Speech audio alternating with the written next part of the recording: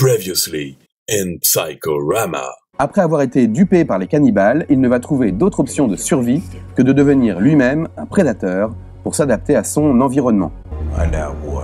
Rikiki décide alors de se débarrasser de cet encombrant surmoi qui le destine à rester une perpétuelle victime. Il a donc recours au clivage du moi afin de devenir Rickator. You're fucking with the wrong people.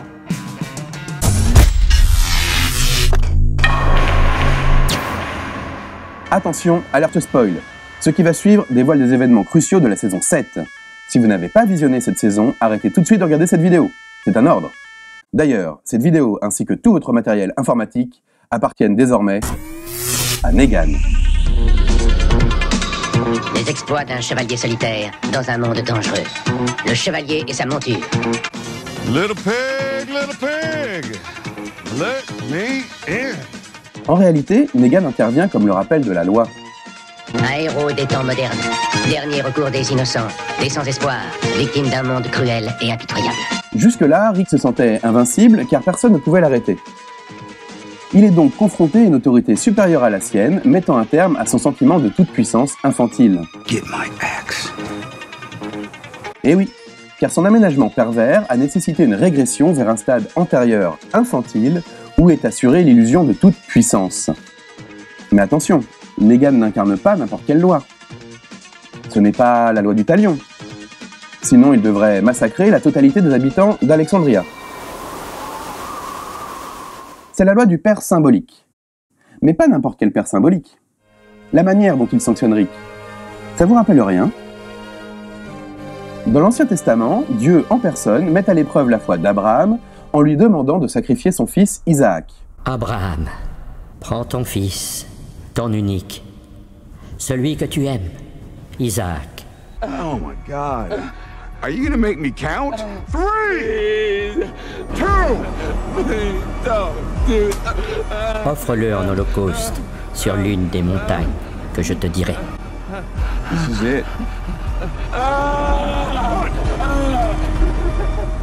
Jéhovah a commandé. Et au dernier moment, il retient sa main, estimant qu'en étant prêt à sacrifier ce qu'il a de plus précieux, il a prouvé sa soumission totale à la divine autorité. Abraham, n'avance pas la main sur Isaac et ne lui fais rien, car je sais maintenant que tu crains Dieu et que tu ne m'as pas refusé ton fils, ton unique. Parce que tu as fait cela et que tu n'as pas refusé ton fils, ton unique, je multiplierai ta postérité, comme les étoiles du ciel et comme le sable qui est sur le bord de la mer. That Ah oui, Dieu. is the look I wanted to see. Negan, il n'est pas à moitié mégalo. Et bim! Confrontation à la loi, disparition des testicules, fin du clivage et retour à l'angoisse de castration. Welcome to a brand new beginning, you sorry shits. Bref, c'est justement par sa rencontre avec le pire vilain de l'histoire que Rick Grimes retrouve son humanité et son fonctionnement névrotique. In case you haven't caught on, I just slid my dick down your throat, and you thanked me for it. Comme en témoigne ensuite sa forte angoisse de castration, la crainte surmoïque de représailles sanctionnant un désir interdit. En l'occurrence, le désir de...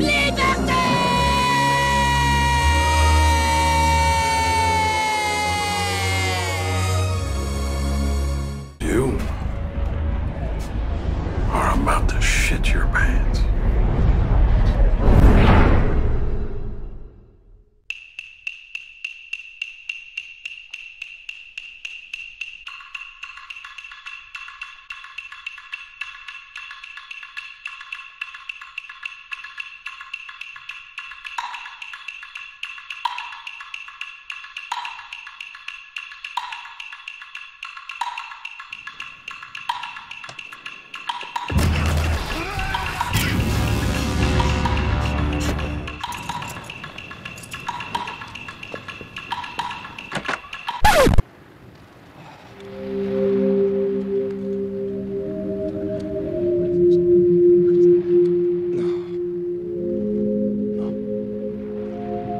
Et la saison 8 nous révèle déjà que face à l'épreuve du miroir, le clivage commence déjà à s'effriter.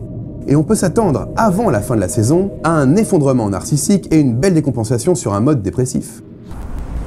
D'ailleurs, il ne vous aura probablement pas échappé que les showrunners ont procédé à quelques rappels symboliques de la personnalité initiale de Rick en ayant recours à Carl comme interface entre les deux Rick clivés.